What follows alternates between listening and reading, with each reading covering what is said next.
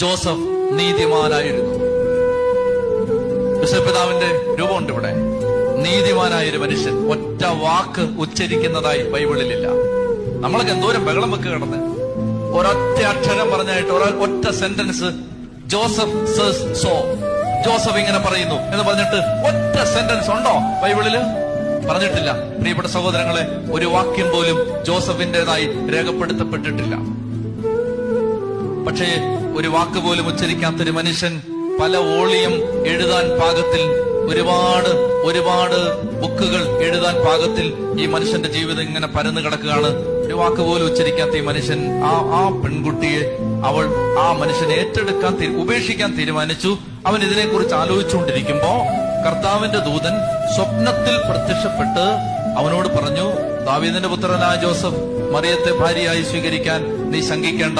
അവൾ ഗർഭം ധരിച്ചിരിക്കുന്നത് പരിശുദ്ധാത്മാവിൽ നിന്നാണ്.